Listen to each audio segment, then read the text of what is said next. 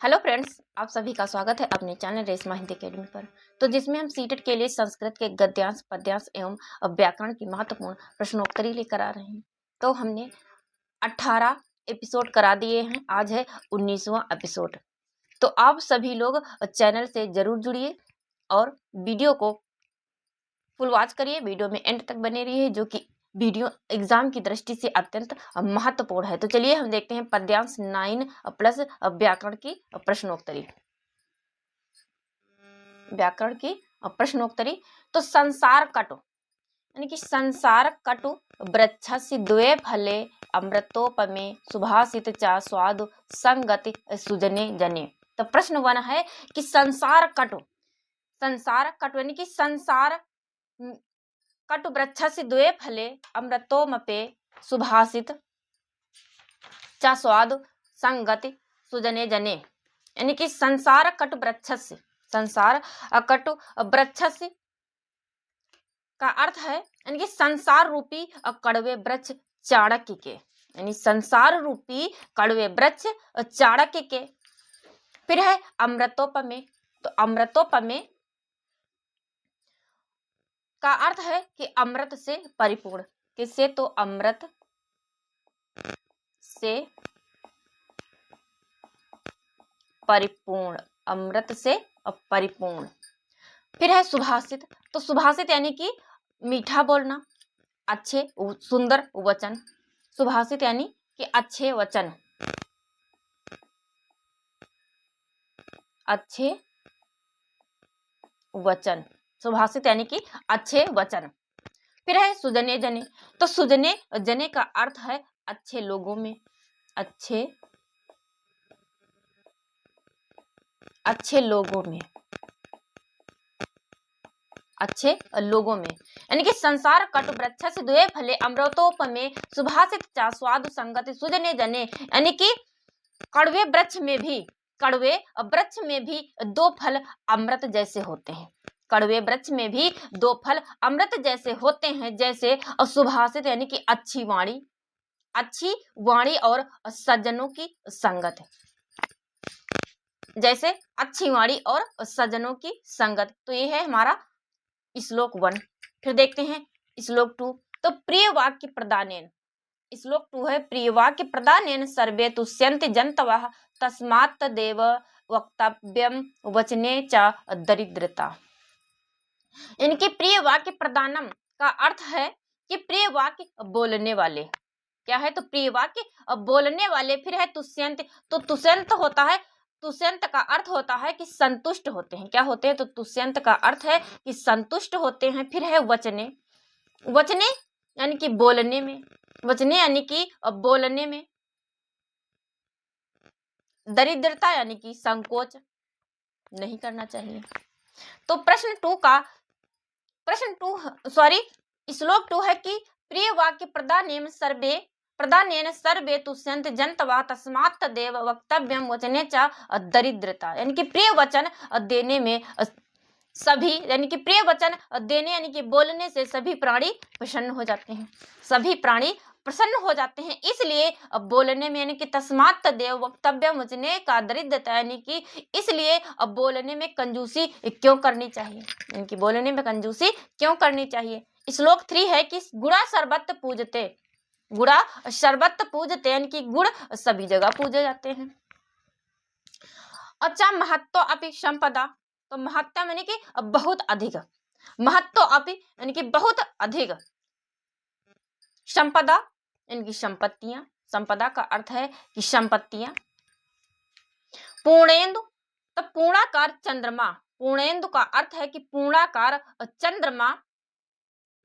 वद्ध, वद्ध यानी कि पूजने योग्य। वद्ध यानी का अर्थ है कि पूजने योग्य। निष्कलंकेन यानी कि कलंक रहिता द्वारा। तो श्लोक 3, बार बार प्रश्न याद आता है। श्लोक 3 है कि हर जगह गुड़ों की पूजा होती है। इनकी गुड़ा सर्वत्र पूज्यते। गुड़ों की हर जगह यानी सभी जगह गुणों की पूजा होती है। न महत्व अपि संपदा, इनके धन का महत्व नहीं है, धन का महत्व नहीं है। पूर्णेन्दु की तथा बंध्वा निष्कलंकेन यथा कुशा, यानी कि जैसे पूर्णिमा का चंद्रमा, यानी कि जैसे पूर्णिमा का चंद्रमा और निष्कलंक कुश पवित्र होता है, यानी कि जैसे पूर्णिमा का चंद्रमा और निष्कलंक कुश पवित्र होता है। बढ़ते हैं अगले श्लोक की तरफ। अगला श्लोक है श्लोक 4। श्लोक 4 है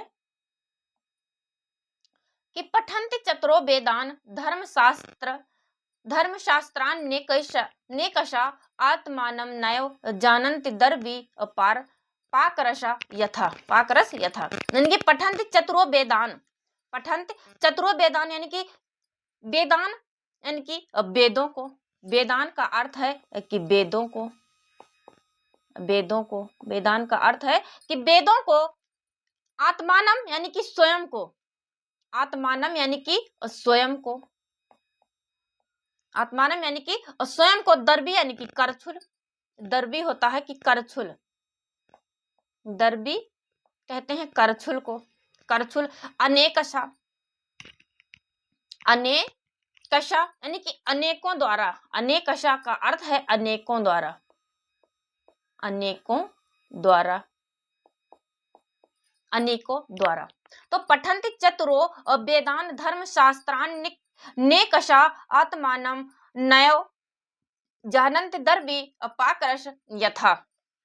तो इन चारों वेद, श्लोक 4 है कि चारों वेद और अनेक धर्मशास्त्र पढ़ने वाले भी अपने आत्म स्वरूप को नहीं जानते, यानी कि चारों वेद और अनेक धर्मशास्त्र को, चारों वेद और अनेक धर्मशास्त्र को पढ़ने वाले भी अपने आत्म स्वरूप को नहीं जानते, जैसे यानी कि जिस प्रकार करछुल यानी कि दर्वी स्वयं स्वाद नहीं जानती, क्योंकि करछुल भोजन को पकाती है, वही भोजन को हिलाती डुलाती है, लेकिन वह भोजन का स्वाद नहीं जानती।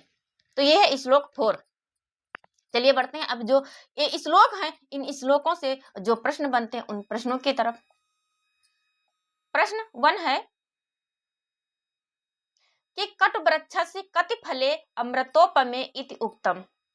कटवृक्षस्य इति फले अमृतोपमे इति वृक्षम, यानी कड़वे वृक्ष में भी मीठे अमृत वाले फल होते हैं। कटवृक्ष से यानी कि कटु यानी कि कड़वे वृक्ष में भी फले यानी कि फल, अमृतोपमे यानी कि अमृत के समान फल होते हैं। यह ए है एकम, बी है द्वे, सी है त्रीण या फिर डी है चत्वारि। तो प्रश्न 1 का सही आंसर, तो प्रश्न 1 का सही आंसर है बी द्वे, यानी कितने अमृत के समान फल होते हैं, तो 2, यानी कि सुभाषित यानी कि अच्छे वचन और अच्छे लोग, अच्छी वाणी और सज्जनों की संगति। तो प्रश्न 1 का सही आंसर है बी द्वे। कटु वृक्षस्य कति फले अमृतोपमे इति उक्तम, तो इसका सही आंसर है बी द्वे, यानी कि 2 फल अमृत के समान होते हैं, अमृत जैसे होते हैं, जैसे अच्छी वाणी यानी कि सुभाषित, सुभाषित, सुभाषित,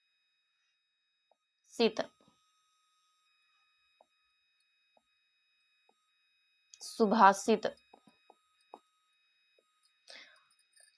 और सज्जनों की संगत, सज्जनों की संगति,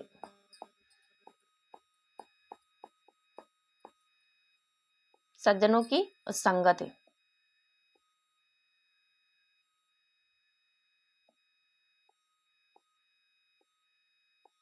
सज्जनों की संगत है। चलिए बढ़ते हैं अगले प्रश्न की तरफ। अगला प्रश्न है प्रश्न 2। प्रश्न 2 है कि प्रिय वाक्य प्रदानेन के तुष्यन्ते। प्रिय वाक्य प्रदानेन के तुष्यन्ते, ए है देवा, बी है जना, सी है जंतवा, बी है पशवा।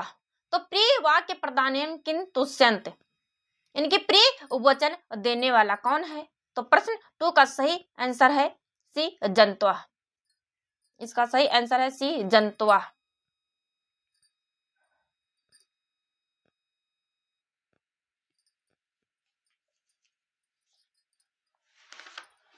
प्रिय वाक्य, प्रिय वाक्य प्रदानेन सर्वे तुष्यन्त जन्तवा, यानी कि प्रिय वाक्य प्रदानेन के तुष्यन्त, तो इसका सही आंसर है सी जन्तवा। चलिए बढ़ते हैं अगले प्रश्न की तरफ। अगला प्रश्न है प्रश्न 3। प्रश्न 3 है कि सर्वत्र के पूज्यते, यानी कि सभी जगह कौन पूजे जाते हैं। सर्वत्र के पूज्यते ए संपदा, बी गुणा, सी बलम, फिर डी रूपम। तो प्रश्न 3 का सही आंसर है बी गुणा, यानी कि गुण सभी जगह पूजे जाते हैं, यानी कि गुणों को सभी जगह पूजा जाता है। अगला प्रश्न है प्रश्न 4। प्रश्न 4 है कि वेदान कति जना पठन्ति इति उक्तम। ए है द्वे, बी है त्रय, सी है चतुरः, फिर डी है पंचः। तो वेदान कति जना पठन्ति इति उक्तम, तो इसका सही आंसर है सी चतुरः। वेद कितने होते हैं, तो वेद की संख्या 4 है। अगला प्रश्न है प्रश्न 5। प्रश्न 5 है कि आत्मानं न जानन्ति उपमा कस्य दत्वा। तो दत्ता यानी कि करछुल के विषय में उपमा दी गई है कि आत्मानं न जानन्ति, यानी कि करछुल भोजन पकाती है, उसे हिलाती डुलाती है, लेकिन वह स्वयं उसका स्वाद नहीं जानती है। तो आत्मानं न जानन्ति उपमा कस्य दत्ता, यह उपमा किसके लिए दी गई है, तो इसका सही आंसर है सी दव्यार। इसका हिंदी अर्थ है करछुल। करछुल के लिए यह उपमा दी गई है। अगला प्रश्न है प्रश्न 6। प्रश्न 6 है इते श्लोका कस्मिन् छंदे सन्ति, यानी कि यह श्लोक किस छंद में है। इते श्लोका कस्मिन् छंदे सन्ति, यानी कि इस श्लोक में कौन सा छंद है। ए है अनुष्टुप छंद, बी है गायत्री, सी है निषद गायत्री, डी है इंद्रवज्जा। तो इते श्लोका, यानी कि श्लोक में कौन सा छंद है, तो इसका सही आंसर है ए अनुष्टुप छंद है। कौन सा छंद है, तो इसका सही आंसर है ए अनुष्टुप छंद। चलिए बढ़ते हैं व्याकरण के प्रश्नों की तरफ। तो संस्कृत व्याकरण प्रश्नोत्तरी। संस्कृत व्याकरण प्रश्नोत्तरी है कि ग्रीक शब्द में चिन्ह है,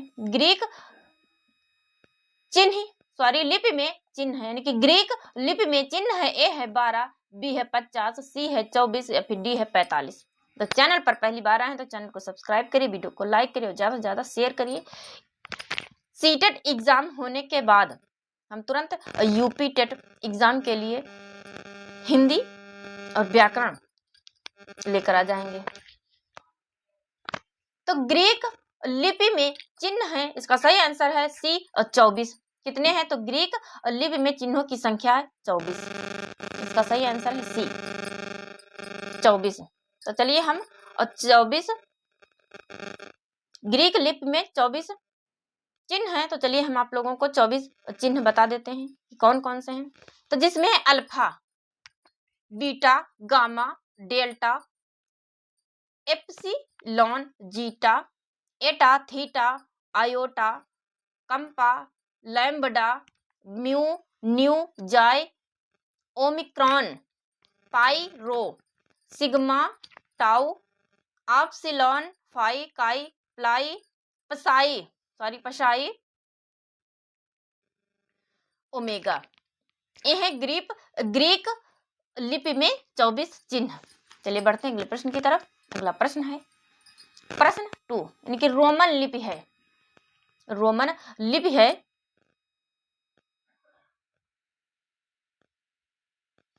ए है चित्र लिपि, बी है शून्य लिपि, सी है भाव लिपि या फिर डी है ध्वनि लिपि। तो रोमन लिपि है।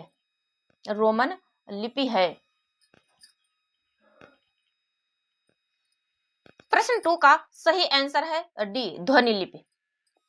इनकी रोमन लिपि मूलतः अंग्रेजी में लिखी जाती है। किसमें लिखी जाती है, तो यह मूलतः अंग्रेजी में लिखी जाती है।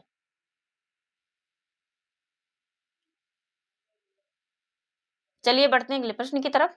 अगला प्रश्न है प्रश्न 3। ये है संस्कृत के व्याकरण प्रश्नोत्तरी। संस्कृत व्याकरण प्रश्नोत्तरी जो कि हम फटाफट करवा रहे हैं आप लोगों को। ध्वनि नियम नहीं है, पूछ रहा है कि ध्वनि नियम नहीं है। ए है ग्रिम नियम, बी है ग्रासमन नियम, सी है बर्नर नियम या फिर डी है धातु नियम। तो ध्वनि नियम नहीं है पूछ रहा है, तो इसका सही आंसर है डी धातु नियम। ध्वनि नियम नहीं है, जबकि ग्रिम नियम, ग्रासमन नियम, वर्नर नियम ये ध्वनि नियम है। बढ़ते हैं अगले प्रश्न की तरफ। अगला प्रश्न है प्रश्न 4। प्रश्न 4 है कुशल उदाहरण है। कुशल उदाहरण है। ए अर्थ विस्तार का, बी अर्थोत्कर्ष का, सी अर्थादेश का, फिर डी है अर्थ संकोच का। तो कुशल उदाहरण है, इसका सही आंसर है ए अर्थ विस्तार का, यानी कुशल उदाहरण है, इसका सही आंसर है ए अर्थ विस्तार का। प्रश्न 4 का सही आंसर है ए। अगला प्रश्न है प्रश्न 5।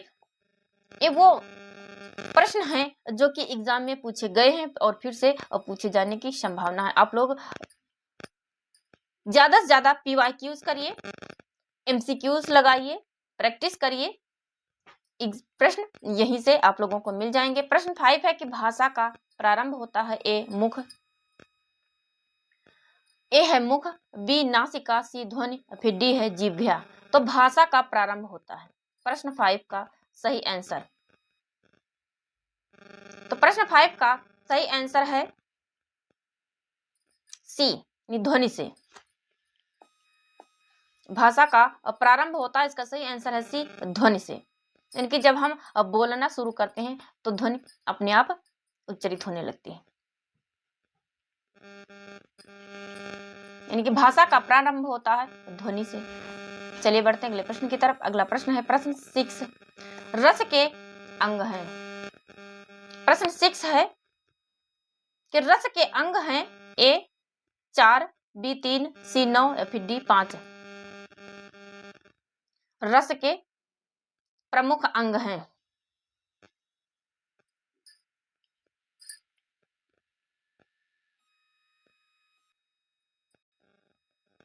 पूछ रहा है कि रस के प्रमुख अंग हैं।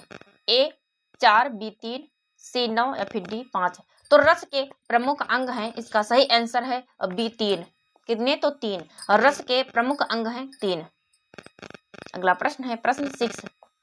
हम फटाफट प्रश्नोत्तरी करा रहे हैं, आप लोग प्रश्नोत्तरी जरूर करिए। प्रश्न 7 है कि संचारी भावों की कुल संख्या है। इनकी संचारी भावों की कुल संख्या है। ए 33, बी 43, सी 30 या फिर डी है 25। तो संचारी भावों की कुल संख्या है, तो इसका सही आंसर है ए 33। कितनी संचारी भावों की कुल संख्या कितनी है? तो इसका सही आंसर है ए 33। जैसे निर्वेद, चलिए मैं लिख देती हूँ। निर्वेद नंबर 1 पर है निर्वेद, नंबर 2 है ग्लानि, नंबर 2 है ग्लानि, नंबर 3 है शंका, नंबर 4 है असूया, नंबर 5 है मद, क्या है? तो मद। नंबर 6 है श्रम, क्या है? तो नंबर 6 है श्रम। नंबर 7 है आलस्य, नंबर 8 है दैन्य, क्या है? तो नंबर 8 पर है दैन्य। नंबर 9 है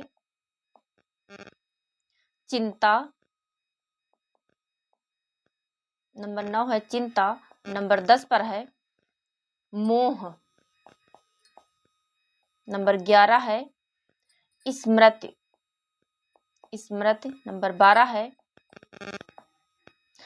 धृति। नंबर 13 है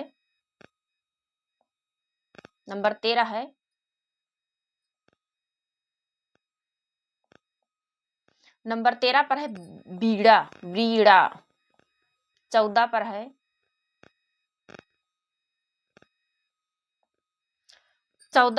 चपलता। 14 है चपलता। चलिए आगे बढ़ते हैं।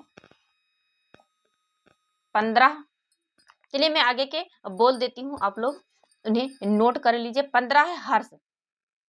15 क्या है? हर्ष। 16 है आवेग। 17 है जड़ता। 18 गर्व। 19 है विषाद। 20 है औत सुख्य।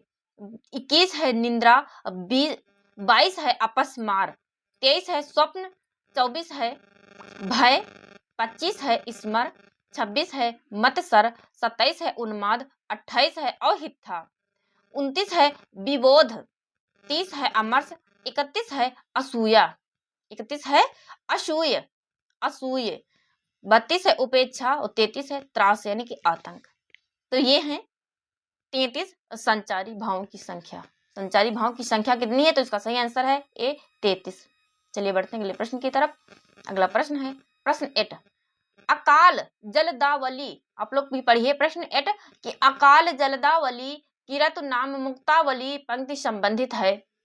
ए है उपमा से, बी है अनुप्रास से, सी है अतिशयोक्ति से या फिर डी है निदर्शन से। तो प्रश्न 8 है, प्रश्न 8 है, इसका सही आंसर आप लोगों को देना है कि अकाल जलदावली किरत नाम मुक्तावली पंक्ति संबंधित है। प्रश्न 8 का सही आंसर आप लोगों को देना है। तो इसका सही आंसर है सी अतिशयोक्ति से। किससे संबंधित है? तो अतिशयोक्ति से संबंधित है। चलिए बढ़ते अगले प्रश्न की तरफ। अगला प्रश्न है प्रश्न 9। प्रश्न 9 है अरुद्धा विरुद्धा। अविरुद्धा विरुद्धा व या तिरोधातु मछया लक्षण है। विभाव का, अस्थाई भाव का, सी है अनुभाव का या फिर डी है संचारी भाव का। तो प्रश्न 9 अस्थाई भाव देखती हूँ। अस्थाई भाव,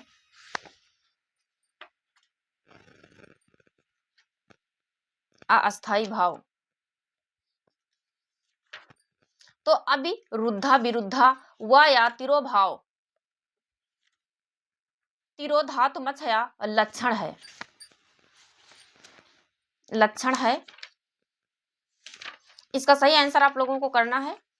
सही आंसर करिए। तो इसका सही आंसर है बी अस्थाई भाव। क्या है? तो अस्थाई भाव। अस्थाई भाव है। इसका सही आंसर है बी अस्थाई भाव। अस्थाई भाव का, अस्थाई भाव का लक्षण है। यानी कि अविरुद्धा विरुद्धा व या तिरोधातु मछया लक्षण है अस्थाई भाव का। चलिए बढ़ते हैं अगले प्रश्न की तरफ। अगला प्रश्न है प्रश्न 10। प्रश्न 10 है कि नाटकगत संधि है। यानी कि नाटकगत संधि है। ए सिर, बी मुख, सी नासिका, डी हस्त। डी है हस्त। तो नाटकगत संधि है। पूछ रहा है कि नाटकगत संधि है, संधि है।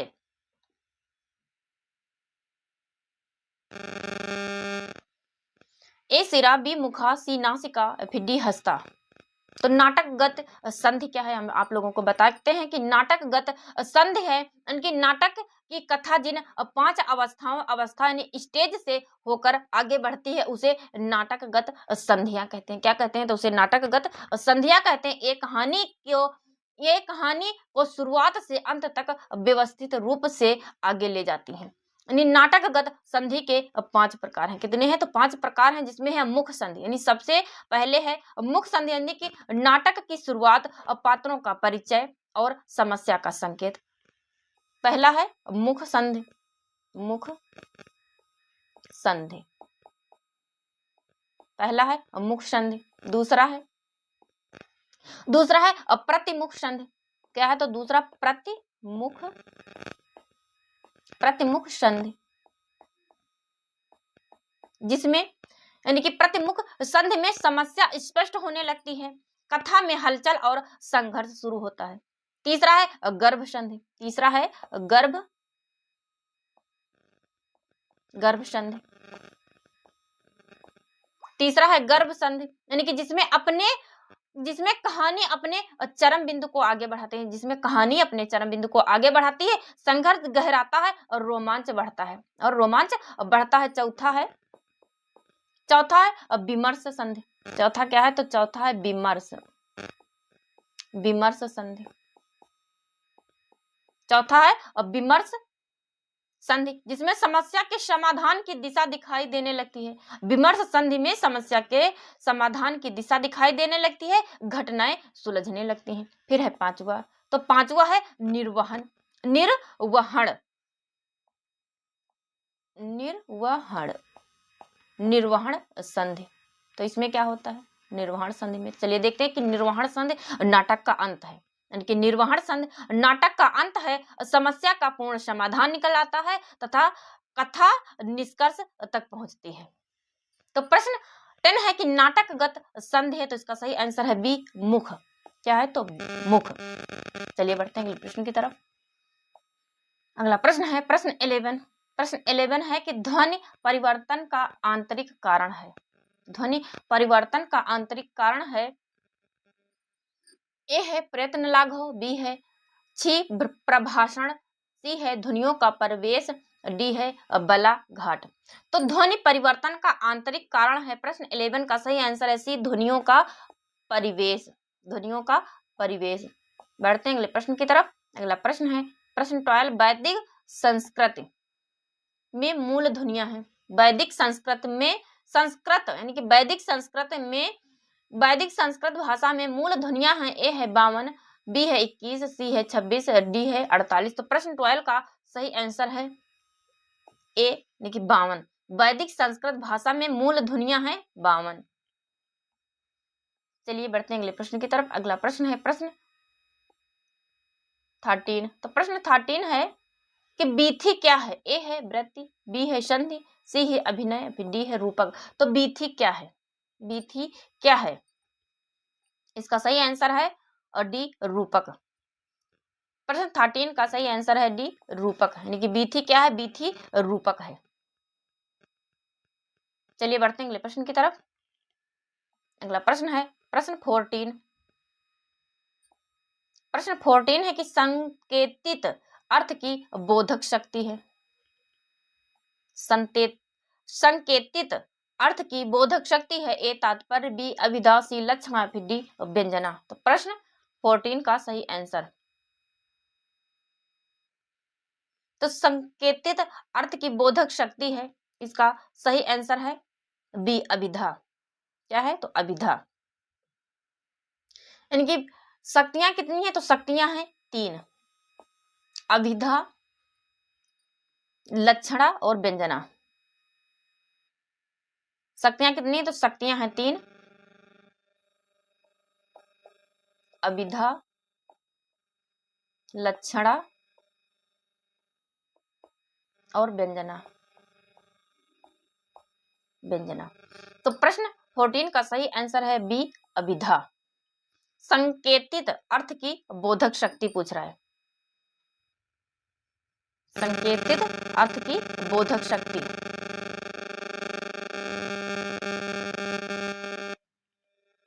चलिए बढ़ते हैं अगले प्रश्न की तरफ। अगला प्रश्न है प्रश्न 15 यानी कि 15।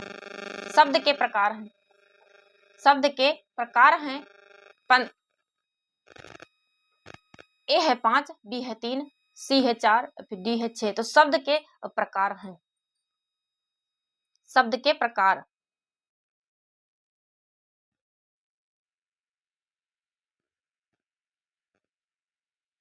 शब्द के प्रकार पूछ रहा है, आप लोगों को शब्द के प्रकार बताना है।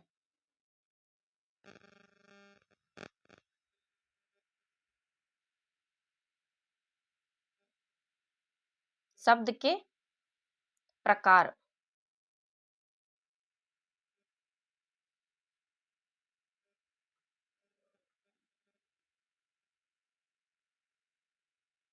तो शब्द के प्रकार कितने हैं, 3 प्रकार हैं।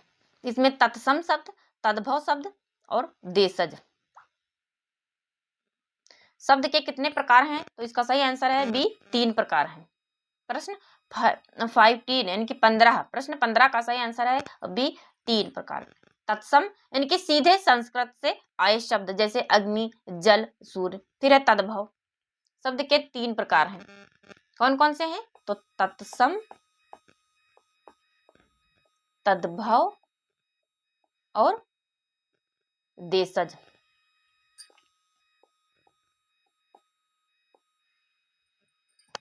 तद्भव शब्द यानी कि संस्कृत से बदल कर बने शब्द, जैसे अग्नि का आग, दुग्ध का दूध। फिर है देशज, तो स्थानीय बोलियों से बने शब्द उन्हें देशज कहते हैं। जैसे लोटा, खटिया, झोपड़ी, ये क्या है? तो ये हैं देशज शब्द। लोटा, जैसे लोटा, खटिया, लोटा, खटिया और झोपड़ी, झोपड़ी, ये क्या है? तो ये हैं देशज शब्द। तो आज की हमारी क्लास यहीं तक। उम्मीद है आप लोगों को हमारा वीडियो लेक्चर पसंद आया। चैनल पर पहली बार आए हैं तो चैनल को सब्सक्राइब करिए, वीडियो पसंद आए तो वीडियो को लाइक करिए और ज़्यादा से ज़्यादा शेयर करिए। तो चलिए मिलते हैं एक नए वीडियो लेक्चर में। Thank you.